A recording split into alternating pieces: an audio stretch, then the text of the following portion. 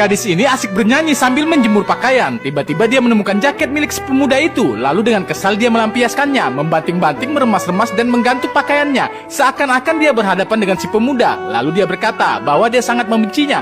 Dengan jurus emosi yang membara, dia menghantamkan tinju ke arah jaket. Saat bergerak, ternyata pemuda ini sudah berada di hadapannya. Si gadis merasa malu, lalu bertingkah pura-pura bego. Pemuda memandangi gadis dengan muka seram, tapi dia kemudian pergi. Pada siang harinya, acara lamaran pun dilaksanakan. Pendeta membacakan doa untuk meresmikan ikatan nikah. Kedua mempelai ini terlihat sangat bahagia. Bapak kaya ini berharap anaknya dinikahkan dengan pemuda itu. Sampai saat acara di malam harinya, bapak kaya ini membicarakan hal ini pada si ibu pemuda dengan memberi perhiasan tanda kebaikannya. Dia berharap anak wanitanya dapat menikah dengan pemuda yang dia inginkan. Ibu ini menerima perhiasan itu. Dia juga berharap anaknya menikah dengan wanita kaya.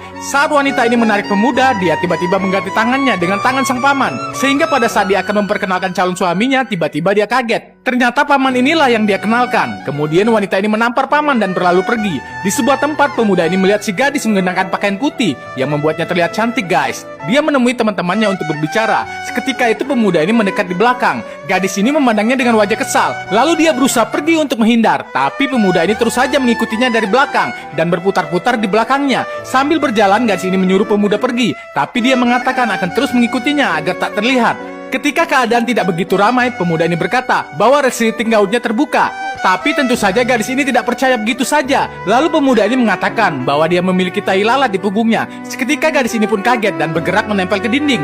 Kemudian si pemuda pun pergi. Dia mendekati sepupunya dan berkata bahwa temannya butuh bantuan. Saat temannya bertanya ada apa, gadis ini menunjukkan resleting gaunnya yang tidak terkunci. Temannya berusaha menarik tapi resleting sudah rusak. Sampai akhirnya gadis ini pergi dan mengganti pakaian baru. Dia terlihat sangat anggun dan si pemuda kembali mendekat. Gadis ini mengucapkan terima kasih pada pemuda. Sampai pada akhirnya puncak dari pesta dimulai. Seperti biasa guys, aca-aca, nyanyian dan tarian ala India pun dimainkan untuk memeriahkan pesta malam ini. Di tengah pesta, seorang pria ternyata mengancam temannya untuk menyebarkan video saat mereka sedang bermesraan. Si gadis yang melihat ini langsung mengerti. Lalu mereka berdiskusi untuk mencari jalan keluar dari masalah temannya ini.